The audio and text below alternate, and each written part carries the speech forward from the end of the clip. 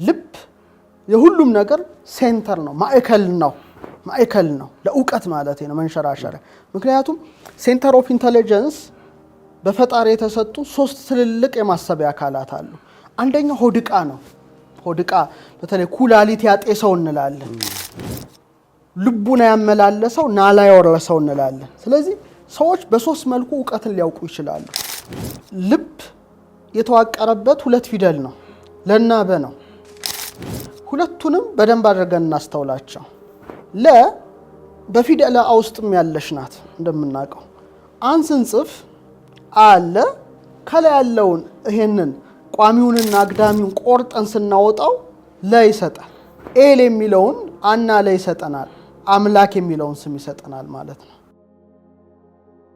ልዑልን ይጠቁመናል ማለት ነው ስለዚህ ልብ የሚለው ልዩ ቃል ልብ ወሳኝ ነው ልብ የሚለውን ቃል የተዋቀሩበት 2 ፊደላት ናቸው ለናበ ቀመራቸው 32 አግኝተናል ቅርጻቸውን እስቲ ጂኦሜትሪያቸውን እንፈትሸው ጂኦሜትሪውን ስንፈትሽ ለቅርጽ አካሉ እንደምናየው 2 እንደዚህ ሆኖ እንደ ቀኝና ግራ ሆኖ አንዱ ግን ቀና ብሎ ወጥቷል ጫፍ ወጥቷል ማለት ነው ይሄ ልዕልናን ያመለክታል ማለት ነው ከፍታን ያመለክታል ለዚህ ነው ላሜድ ቢል ልዑል እግዚአብሔር መተርጉማኑ ላሜድ ማለት እግዚአብሔር ከፍ ያለ ነው ስለዚህ ልዕልናን የሚያመለክት ነው የለቃለ ራሱ ከፍ ብሎ ይወጣ በን ደግሞ ስንመለከት ማደሪያ ቤት ነው አልፋ ቤት ነው አይደለም ምንለው ቤት እኮ ማለት ቅርጿ ራሱ ማደሪያ ነው ለከፍ ያለ ነው በደግሞ ቤት ነው ስለዚህ ከፍ ያለው የልዑሉ ቤት መሆኑን እናውቃለን ይሄ ቦታ በተለየ መልኩ የልዑል ማደሪያ የልዑል ቤቱ ነው ማለት ነው ስለዚህ ነው ሰው በቃ ልቡን አነጻ ማለት ልዑል እግዚአብሔርን አየ ማለት ነው በቀመሩ 32 አይተነዋል በቅርጸ ፊደሉ አይተነዋል ስለዚህ በተለየ መልኩ ይሄ አካል የልዑል ማደሪያ በመሆኑ ልዑልን የሚያይበት የራሱ የሆነ ሐዋስ አለው ህግ አለው ለዚህ ነው ህገ ልቡና የሚባለው ከሌላው ህግ የተለየ ራሱን ችሎ ያለው ህግ ያለው የሚመራበት ህግ ያለው ነው ለምሳሌ የሚታዩ የሚጨበጡ የሚዳሰሱ ሐዋሳት አሉ ምናያቸው ኦኬ አሉ እነዚህ ምን ናቸው ይሄ ግን ራሱን ችሎ ሐዋስ አለው 32 ነው አቀመረው ወጥቷል ስለወጣ ራስ አለው ራሱን ችሎ ረቂቅ ነው ግን ርዕሰ ልቡና ነው ራስ አለው ማለት ነው አሁን ለዚህ ነው ፈረንጆቹ ድሮ ብዙ ጊዜ ለብሬን ነበር ዕውቀት ነው የሚሰጡት ብሬን አንጎል ይሉ ነበር አሁን ግን በጣም ሪሰንትሊ ለካ ልብ ራሱን ችሎ የዕውቀት ሴንተር መሆኑን የደረሱበት አሁን ነው ስለዚህ ነው እኮ ሰው ቁልፉ እዚህ ጋር ተቀምጦለት ብሬኑ ላይ ይታገላል ለመፍታት ግን ሴንተር ኦፍ ኢንተለጀንሳችን ሆድቃችን ልባችንና ብሬናችን ነው ስለዚህ ወደ ልብ ስንመጣ ርዕሰ ልቡና የሚባል ነገር አለ ራስ አለው ማለት ነው ራስ አለው ይመረምራል ያውቃል ይረዳል እንግዲህ የሚተከልበትም ነገር አለ ማለት ነው እሱን እንለፈው ሌላ ራሱን ችሎ ጆሮ አለው እዝነ ልቡና ይባላል ይሄ መስኮት ነው እንደምናየው እኮ ቅርጹ በር እኮ ነው ደጃፍ ነው ልክ በዚህ ውስጥ የሚገቡ ነገሮች አሉ ዜማ ሊገባ ይችላል ድምጽ ሊገባ ይችላል የሚገባው ቃል የሚገባው ድምጽ ራሱ ግብረ መልስ ይሰጥበታል ስለዚህ ምን ሰማው መስኮት ነው በተመሳሳይ መልኩ ይሄኛው ያለው ጆሮ ግን ይለያል ከዚህ ጆሮ ይሄኛው የሚሰማው አፋዊ ድምጽ ነው ለምሳሌ የመኪና ክላክስ ሊሆን ይችላል እኛ ምናወራው ሊሆን ይችላል ዜማ ሊሆን ይችላል ወዘተርፈ ጩኸት ሊሆን ይችላል ይሰማል ይሄኛው ግን ሊሰማ የሚችለው ረቂቅ ድምጽ ነው ለምሳሌ ቅዱስ ያሬድን አጼ ገብረ መስቀል እኮ አጠገቡ አለ አልሰማም ያሬድ ግን ዋይ ዜማ ዘሰማይኩ በሰማይ መላእክት ቅዱሳን መላእክት ሲያመሰግኑት የምሰማው ዜማ ምን ያህል በምኑ ሰማው ነው በእዝነ ልቡናው ነው የሰማው ማለት ነው። ይሄ በጣም ሊሰመርበት ይገባል። ረቂቅ ድምፅ መስማት ይችላል። ይሄ መስራት ከቻለ ነው። ለምሳሌ አንድ ቦታ ጠቅሼዋለሁ ይመስለኛል። 5 ሰዎች ወደ አንድ ገዳም ሄዱ እንበል፣ የሆነ ቦታ 3ቱ ምንም አልሰሙም። 2ቱ ግን ልዩ ድምፅ ይሰማሉ እንበል፣ የምስጋና ድምፅ። ተመሳሳይ ጆሮ አላቸው፣ እንዴት አልሰሙም ነው? ስለዚህ ልዩነቱ ምንድነው? የሁለቱ ጆሮ ተከፍቷል፣ ግን የልቡና ጆሮ ነው የተከፈተው። ያን ድምፅ መስማት ይችላሉ ነው። ሰው ሊሰማው የማይችለውን ነገር ሊሰማ ይችላል ይሄ ልብ። ለዚህ እንደውም ቅዱስ መጽሐፍ ሳነብ ቅዱስ ጳውሎስ ሰው ሊሰማው የሚችለውን ነገር ሰምቶ እንደመጣ ይናገራል። 3ቱን ሰማያት ጎብኝቶ ይሄ እዝነ ስጋ ይሄ የጆሮ እንትን መስማት የማይችለውን ድምፅ ይሰማል። ራሱን ችሎ ህግ ነው ማለት ነው። በፊደል ለሚመራ ነው። ለ ብለናል፣ እውቀት ነው። ልብ ነው ብለናል። ሌላ አይን አለው። አይኑ የሚገርም አይን ነው። አዕይንተ አልባብ ነው የምንለው። አይኖች አሉት። እንደውም አንድ አይደለም እኮ አዕይንተ አልባብ አይኖች አሉት። ለምሳሌ የልቡናህን አይኖች ያብራል ተብሎ አንድ ሰው ያብራ አዕይንተ አልባቢ ከተብሎ ቢመረቅ ትልቅ ምርቃት ተመረቀ ነው። ይሄ ከበራ ረቂቁን ነገር ማየት የመቻል አቅም አለው። ለምሳሌ ብሄሞትን አዩ፣ ሌዋታንን አዩ፣ አድማስን አዩ፣ ናጌብን አዩ ሲባል እኮ በዚህ አይን አይደለም። ይሄማ ወርድ ቁመት ጥልቀት ያለው ነው። ምንም ሊያይ አይችልም። ግልጽ ነው። አዕይንተ ልቡና ግን ረቂቅ ስለሆነ ረቂቁን ነገር የማየት አቅም አለው። ግን ለምሳሌ ፀሐይ እንበል፣ ፀሐይ ትወጣለች። አዎ ሙቀት አላት፣ ብርሃን አላት። ግን ሙቀት ስላላት ብርሃን ስላላት ይሄኛው አይን ማየት ዝም ብሎ አፍጥጦ ይችላል? አይችልም። አይኑ ሊጠፋ ይችላል። ስለዚህ እችን ፀሐይ እንኳን ግዙፏን ማየት አይችልም፣ ውሱን ነው ማለት ነው። ይሄኛው ግን ትንሽ ረቀቀ ነው እና ራሱን ችሎ አይን ሆኖ ረቂቁን መላእክትን አዩ ሰዎች ቢባል፣ ሰማያትን ተመለከቱ ቢባል፣ ነፍስን አዩ ቢባል ይሄኛው አይን ስለበራ ነው። ሌላው አንገት አለው፣ ክሳደ ልቡና ይባላል ይሄኛው አንገት። ይሄ እንግዲህ የኢትዮጵያውን ሳይንስ ነው እየተናገርኩ ያለሁት። ክሳደ ልቡና ዝቅ ማለት ይችላል።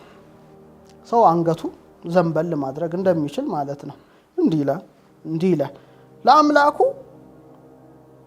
የልቡና አንገት ሊያዘነብል ይችላል። የግዴታ ይሄኛው አንገት ላይሆን ይችላል። ደረጃችን ይለያያል ማለት ነው። እኔ አሁን እንዲህ ላለው አንገቴን ዝቅ አደርጋለሁ፣ ጎንበስ ስላለው ለአምላኬ ያለኝ አቅም ይሄ ነው። ሌሎቹ ግን አይፈልጉም። የልቡና ደረጃ ላይ ስለደረሱ ክሳደ ልቡናቸው ዘንበል ማለት ይችላል። ራሱን ችሎ ፊት ይቀጸለታል፣ ገጸ ልቡና ይባላል። ገጸ ልቡና ወሳኝ ነው። አሁን የሰው ፊት ምን ያስተናግዳል? ሊሳም ይችላል፣ በጥፊም ሊመታ ይችላል፣ ምራቅም ሊተፋበት ይችላል። ጥሩም ነገር ያስተናግዳል፣ መጥፎም ነገር ያስተናግዳል። ይሄ ገጸ ልቡና ክፉ መንፈስ የክፋት ምራቁን ጢቅ ሊልበት ይችላል። ምክሩን ነው ያልኩት። ይሄ የሚታየው ማቴሪያል ምራቅ አላልኩም። ምራቀ ምክር ጢቅ ሊልበት ይችላል፣ ያበቃለታል ማለት ነው። በጥፊ ሊመታው ይችላል፣ ገጸ ልቡናው ሊደበድበው ይችላል። ያን ጊዜ ጨለማ ነው የሚሆንበት ማለት ነው። ስለዚህ መጠንቀቅ ያስፈልጋል። ይሄን ፊት ማስመታት አያስፈልግም። ሌላው ወገብ አለ፣ ወገበ ልቡና ይባላል። አንዲት ሴት ወገቧን በመቀነት ትታጠቃለች፣ ወንድም በቀበቶ ይታጠቃል አይደለ? ያጸነዋል ማለት ነው፣ ሱሪው ወይም እንዳይወልቅ። ይሄም ወገበ ልቡና በእምነት ዝናር ሊታጠቅ ይችላል ማለት ነው። ያን ጊዜ ሰው ምንም እሳት ቢመጣ ስለት ቢመጣ ምን ቢመጣ ምንም የማይመስለው ምንድነው? ወገበ ልቡና ኦልሬዲ ጠንክሯል፣ በንጽህና ዝናር ታጥቋል ማለት ነው። ሌላው ትልቁ ይሄኛው አካል የሚለየው አሁንም ወደ ልብ ቀመር ስለሄድን እጅ አለው፣ አእዳው ልቡና ይባላል። ይዘረጋ ይችላል።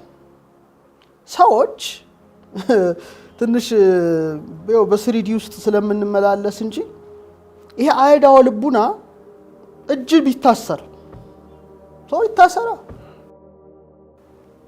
ምንድነው ትርጉሙ? እጅ ታሰረ አልታሰረ የልቡና እጅ መዘርጋት ይችላል ማለት ነው። ለምሳሌ ለእማይ ትክል ሰፊሃ ዲከ ስፎ ለልቡና ይላል። ይሄኛው እጅ መዘርጋት ባይችል የልብህን እጅ መዘርጋት፣ ይሄ ልብ እጅ ደግሞ ወደ ላይ ዳርቻውን አምላክ ነው የሚያውቀው፣ በደንብ ልዘረጋው ትችላለህ። እስካሁን ተጠቅመንበታል አላውቅም፣ ግን ራሱን ችሎ እጅ አለው፣ ጉልበትም አለው። አብራ ከልብ ነው፣ ይንበረከክ ይችላል። ለምሳሌ ፈጣሪያችን መንፈስ ነው፣ የሚሰግዱለትም በመንፈስ ነውና የታሰረ አልታሰረ እኛ ስጋ ላይ ስላለን እንወጣለን እንወርዳለን፣ ስጋን ለማድከም አየህ። እዚሁ ስጋ ላይ ነና ገና እኮ ስጋችን እንዲደክም እንሰግዳለን። አሁን ስጋውን ኦልሬዲ መቆጣጠር የቻለ ሰው አብራ ከልቡ ነው ይሰግዳል። የግዴታ የስጋው አይደለም፣ ምንም ትርጉም ያጣል እዚህ ደረጃ ላይ ሲደርስ። እግርም አለው ልብ አይደል? አሁንም መገስገስ ይችላል፣ መብረር ይችላል፣ መክነፍ ይችላል፣ የትም ደርሶ ሊመጣ ይችላል።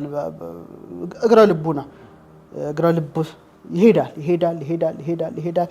ሌላው መትከፈ ልብ አለው፣ ጫንቃም አለው፣ ምስጢር መሸከም ይችላል።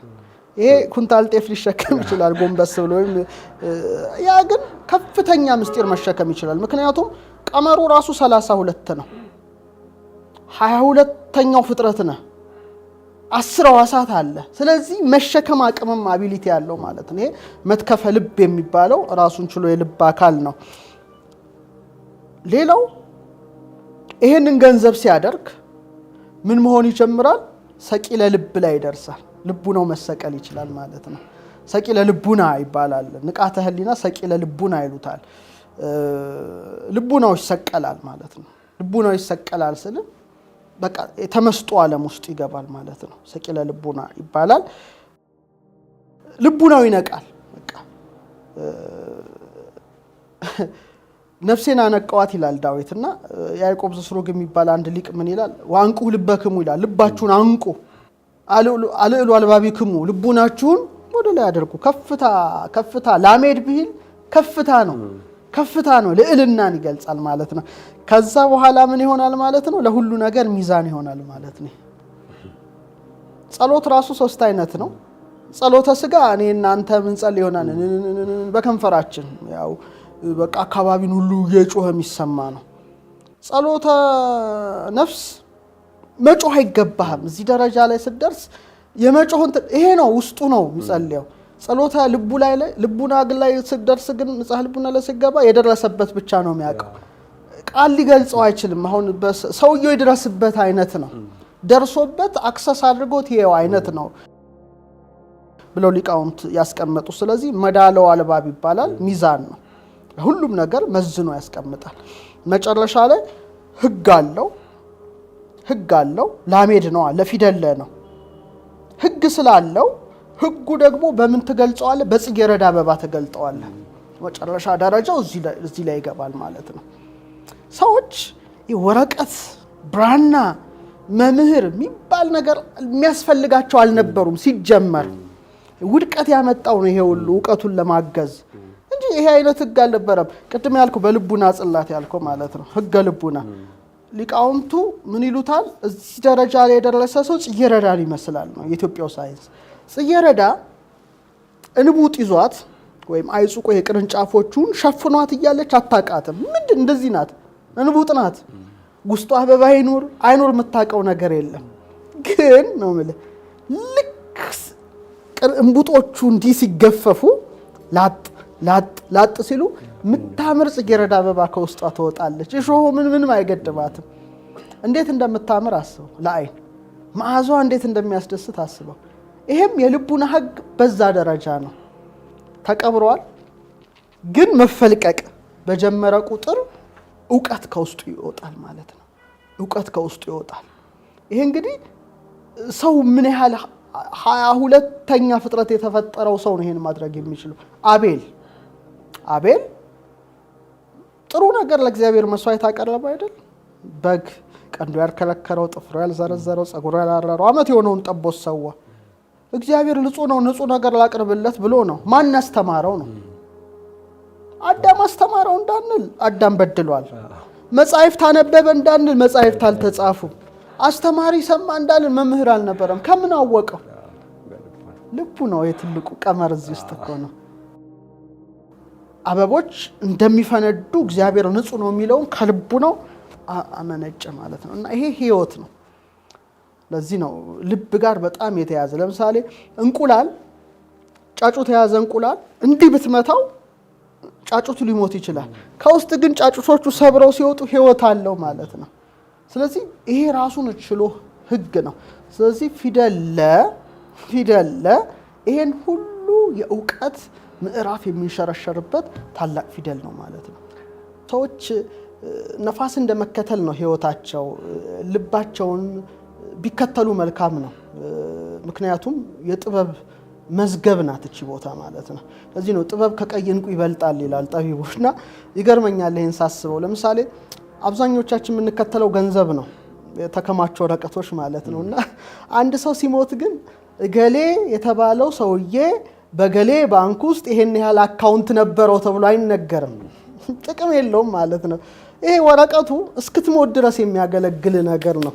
ከሞትክ በኋላ ምንም ትርጉም የለውም። ያከማቸው ሚሊየን ይሁን ቢሊየን ይሁን ትሪሊየን ትርጉም ቢስ ነው ማለት ነው።